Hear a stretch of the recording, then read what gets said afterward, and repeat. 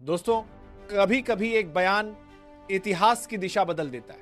आज जो खबर हम आपको बताने जा रहे हैं उसने वाकई पूरी दुनिया की नींव हिला दी है। रूस, जिसे हमेशा भारत का सबसे भरोसेमंद दोस्त कहा गया है, उसने अब ऐसा बयान दे दिया है जिसने वॉशिंगटन, बीजिंग और लंदन तक को सोचने पर मजबूर कर दिया। रूस ने साफ कहा है, अगर भारत को संयुक्त राष्ट्र सुरक्षा परिषद में वीटो पावर नहीं दी गई तो हम खुद इस परिषद से बाहर निकलने पर विचार करेंगे। अब जरा सोचिए, अगर रूस जैसा देश सच में ऐसा कदम उठा लेता है तो दुनिया की राजनीति का पूरा समीकरण बदल जाएगा। यह सिर्फ एक बयान नहीं बल्कि एक संकेत है कि अब वैश्विक ताकतों का खेल बदलने वाला है। दोस्तों, हम आपके लिए देश दुनिया से जुड़ी कई अहम खबरें लाते हैं जिन्हें इकट्ठा करने में हमें काफी समय लगता है।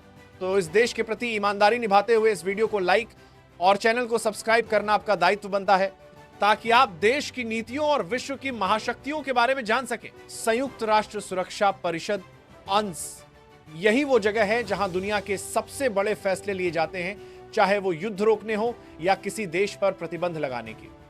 इस परिषद में 5 स्थायी सदस्य हैं: अमेरिका, रूस, चीन, ब्रिटेन और फ्रांस। और इन पांचों के पास है दुनिया की सबसे बड़ी शक्ति, वीटो पावर। मतलब अगर इनमें से कोई एक देश ना कह दे तो चाहे बाकी पूरी दुनिया हां बोले, प्रस्ताव वहीं रुक जाता है। अब जरा सोचिए, अगर भारत को भी यह शक्ति मिल जाए तो दुनिया का पावर बैलेंस पूरी तरह बदल जाएगा। भारत कई सालों से इस सदस्यता के लिए संघर्ष कर रहा है और उसका तर्क भी एकदम साफ है। दुनिया का हर छठा इंसान भारतीय है। भारत आज दुनिया की 5वीं सबसे बड़ी अर्थव्यवस्था है, एक परमाणु शक्ति है, अंतरिक्ष में अपनी धाक जमा चुका है और हर अंतर्राष्ट्रीय शांति मिशन में उसका योगदान अहम है। फिर भी भारत को आज तक उस टेबल पर जगह नहीं मिली जहां से दुनिया के फैसले लिए जाते हैं। ये वही असमानता है जिसके खिलाफ भारत सालों से आवाज उठा रहा है, और अब रूस का यह बयान भारत की उसी आवाज को और ताकत देता है। रिपोर्ट्स के मुताबिक रूस ने हाल ही में एक बैठक में कहा, भारत को अब ग्लोबल लेवल पर बराबरी का दर्जा मिलना चाहिए। रूस ने साफ इशारा दिया है कि अगर भारत को वीटो पावर नहीं दी गई तो वो खुद अपनी स्थिति पर पुनर्विचार करेगा। यह सिर्फ एक बयान नहीं बल्कि एक स्ट्रेटेजिक मैसेज है कि रूस भारत को अब सिर्फ दोस्त नहीं बल्कि समान भागीदार मानता है। इस बयान के बाद अमेरिका में खलबली मच गई है। वॉशिंगटन के थिंक टैंक अब इस बात पर चर्चा कर रहे हैं कि क्या रूस भारत को अपने करीब लाकर एक नया एंटी वेस्ट ब्लॉक तैयार करना चाहता है। वहीं चीन के लिए यह खबर किसी झटके से कम नहीं थी, क्योंकि अगर भारत को वीटो पावर मिल गई तो एशिया में चीन की बादशाहत पर सीधा खतरा आ जाएगा। भारत और रूस की दोस्ती कोई आज की नहीं। सोवियत संघ के दौर से लेकर आज तक दोनों देशों के बीच भरोसे का रिश्ता अटूट रहा है। हथियारों से लेकर ऊर्जा और अंतरिक्ष तक हर क्षेत्र में रूस भारत का सबसे भरोसेमंद साथी रहा है। और जब रूस पर यूक्रेन युद्ध के बाद पश्चिमी दबाव बढ़ा, तब भारत ही वो देश था जिसने ना झुका ना टूटा। तो क्या रूस का यह बयान एक भावनात्मक इशारा है? नहीं, यह एक संदेश है कि अब समय आ गया है जब भारत को उसका हक मिलना चाहिए। यह उस पुरानी विश्व व्यवस्था के खिलाफ एक नरम बगावत है जिस पर दशकों से पश्चिमी देशों का कब्जा रहा है। और यही वजह है कि आज दुनिया भर के कूटनीतिक गलियारों में यह सवाल गूंज रहा है, क्या भारत अब नई विश्व राजनीति का केंद्र बनने जा रहा है? अगर भारत को वीटो पावर मिल जाती है तो इसका मतलब होगा कि अब भारत के पास भी वो ताकत होगी जो आज सिर्फ अमेरिका, रूस और चीन के पास है। भारत किसी भी अंतरराष्ट्रीय प्रस्ताव, चाहे वो युद्ध से जुड़ा हो या शांति मिशन से, को रोक या मंजूर कर सकेगा। यानी भारत बन जाएगा वैश्विक निर्णायक शक्ति, एक ऐसा देश जिसकी हां या ना से पूरी दुनिया का भविष्य तय होगा। लेकिन हर शक्ति के साथ आती है जिम्मेदारी, और भारत जानता है कि इस ताकत का इस्तेमाल सिर्फ अपने लिए नहीं बल्कि मानवता के हित में करना है। कूटनीतिक विशेषज्ञों का कहना है कि रूस का यह कदम स्मार्ट डिप्लोमेसी का उदाहरण है।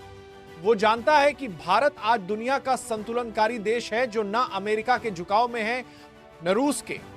भारत अपनी नीति खुद तय करता है, अपने हित और अपनी नैतिकता के आधार पर। इसीलिए रूस के लिए भारत को खुलकर समर्थन देना सिर्फ दोस्ती नहीं बल्कि एक रणनीतिक निवेश है। भारत को मिल सकता है एक बड़ा सहयोगी और रूस को एक भरोसेमंद साथी जो वैश्विक मंच पर उसके साथ खड़ा रहे। रूस का यह बयान भारत के लिए सिर्फ सम्मान नहीं बल्कि एक अवसर भी। अगर भारत इस मौके को सही दिशा में इस्तेमाल कर ले तो वो राइजिंग पावर से डिसाइसिव पावर बन सकता है। और अगर भारत बहुत ज्यादा सावधानी में फंस गया तो ये अवसर दोबारा शायद दशकों बाद मिले। इस वक्त दुनिया देख रही है कि भारत इस मौके का जवाब कैसे देता है, क्योंकि आने वाले कुछ महीने भारत की कूटनीति की असली परीक्षा होंगे। दोस्तों, अब सवाल सिर्फ इतना नहीं है कि रूस ने क्या कहा, बल्कि यह है कि भारत अब क्या करने जा रहा है, क्योंकि यह वक्त सिर्फ बयान देने का नहीं बल्कि इतिहास लिखने का है। रूस ने भारत को वो मौका दे दिया है जिसका इंतजार पिछले 75 सालों से था, एक बराबरी का दर्जा। भारत अब धीरे धीरे उस मोड़ पर पहुंच चुका है जहां उसे नॉन अलाइंड रहकर भी ग्लोबल लीडर बनना होगा। न तो अमेरिका का झुकाव चाहिए, न रूस की छाया। भारत अब खुद अपनी दिशा तय कर रहा है। प्रधानमंत्री नरेंद्र मोदी की डिप्लोमेसी की सबसे बड़ी ताकत यही है कि वो किसी के दबाव में नहीं आते।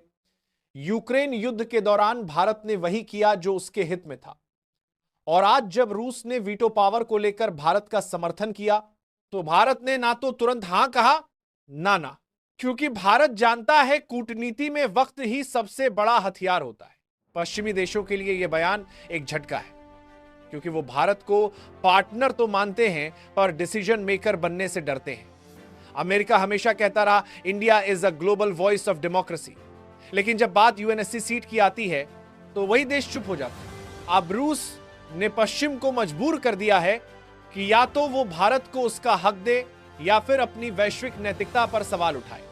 यूरोप के कुछ देश जैसे फ्रांस और जर्मनी पहले ही भारत का समर्थन कर चुके हैं, लेकिन अमेरिका और ब्रिटेन की चुप्पी बहुत कुछ कहती है।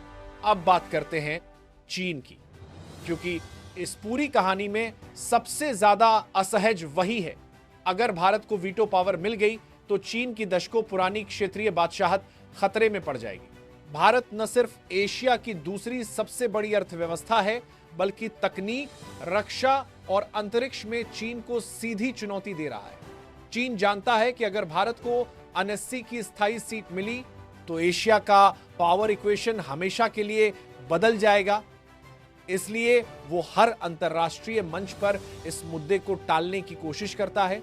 लेकिन अब रूस के बयान ने बीजिंग को भी सोचने पर मजबूर कर दिया है। भारत के पास अब 3 रास्ते हैं। एक, संतुलन बनाए रखना, रूस के साथ रिश्ते मजबूत करते हुए पश्चिम के साथ संवाद खुला रखना। 2 से वीटो पावर पर बातचीत को तेज करना। भारत को अब औपचारिक रूप से अपने प्रस्ताव को फिर से उठाना चाहिए ताकि इस चर्चा को रूस के बयान से भारत की पहल बनाया जा सके। 2 से वीटो पावर को प्रासन्न देने, 2 से भारत को 2 हार 2 से 3 ग्लोबल लीडरशिप की दिशा में कदम बढ़ाना। भारत को अपनी विदेश नीति में अब असर्टिव डिप्लोमेसी अपनानी होगी। दुनिया भारत को उभरती ताकत नहीं बल्कि निर्णायक शक्ति के रूप में देखना शुरू कर चुकी है। कई विशेषज्ञों का मानना है कि आने वाले दशक में यूएन रिफॉर्मेशन की सबसे बड़ी मांग भारत से ही शुरू होगी। भारत अब सिर्फ पीस कीपिंग नेशन नहीं बल्कि डिसीजन मेकिंग नेशन बनने की तैयारी कर रहा है। और अगर ऐसा हुआ तो दिल्ली का फैसला न्यूयॉर्क में सुना जाएगा, और शायद वो दिन भी दूर नहीं जब भारत कहेगा अब दुनिया हमारी शर्तों पर बदलेगी।